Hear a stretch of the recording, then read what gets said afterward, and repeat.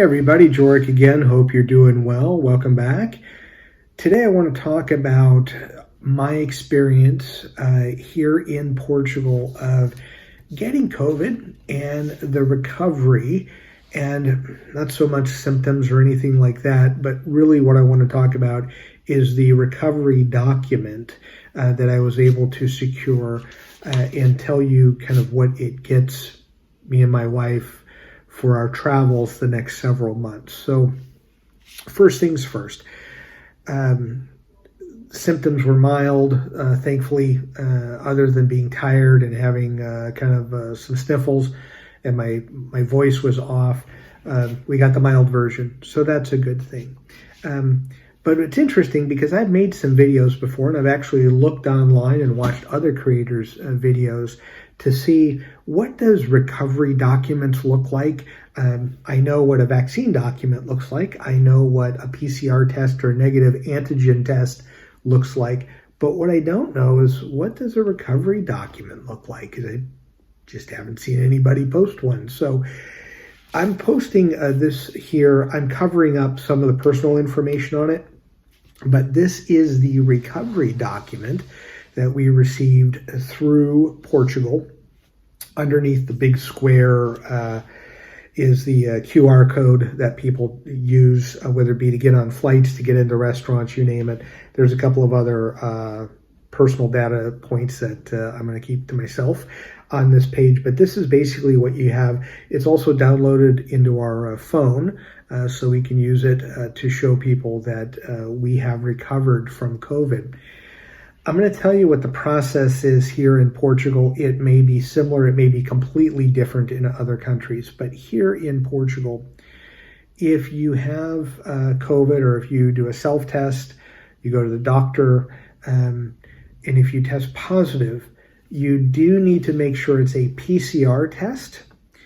We happen to go to a facility called CDOC. I've done a video about COVID testing locations, which was good timing for that one, I guess, based upon our situation, and it got a PCR test. So it had to be a PCR test. It couldn't be a home test, couldn't be an antigen test, it had to be PCR.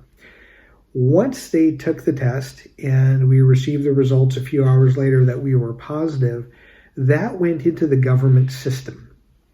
Now, here in Portugal, we have a number of numbers. We have our social security number, you have a taxpayer number, we have a health number. So unlike many countries, your health number is tied to your insurance card, which is tied to your employer and the insurance company, yada, yada. Here, you have a health number that is tied to where you live, actually. So the CDOC location, a testing facility, submitted that and registered it with the local health authority that we belong to. So they were able to show that we're positive. Okay. So the good or the bad of that is that we're supposed to stay inside for 7 days. And other than getting groceries, which we were out of groceries, we needed to get some groceries. We really did stay close to home and not do anything so that we're following the protocols. Then it was probably 9 days, I want to say, or 10 days after our positive test, we happened to get from our health authority an email saying, hey, check your email. There's an update with it's called SNS, which is the national health number, to your COVID status. So we logged into our account, and the document, I'll show it to you again, this little certificate that says that we've recovered was there. And so, which is cool, because then that means that when we go out here in Portugal, there are still places where we have to show a negative test or a recovery document to get into certain places.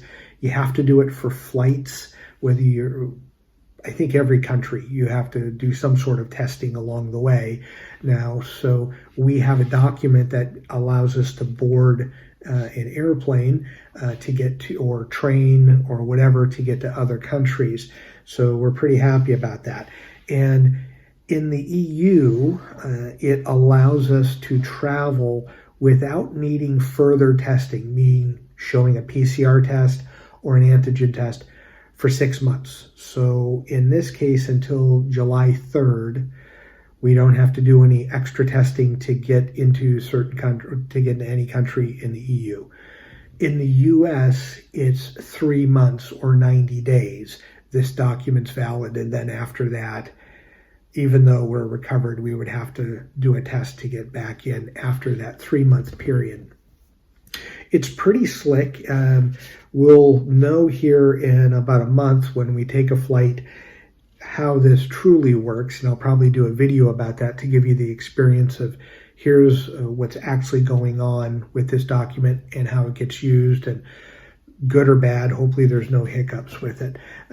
But I felt like the process here was pretty easy, pretty straightforward, and that's something that anybody should be worried about. So as 2022 opens up and we all start traveling again, whether you are vaccinated, boosted, recovered, or none of the above and taking tests along the way, PCR or antigen, I do hope that you get to travel, knock off some of those places off of your bucket list that maybe the last couple of years you've been antsy about wanting to see.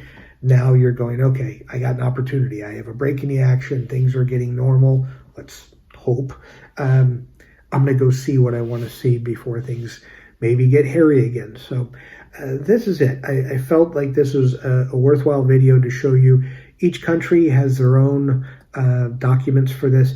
I would love it if you are from different countries, other EU countries, the UK, US, Canada, India, Mexico.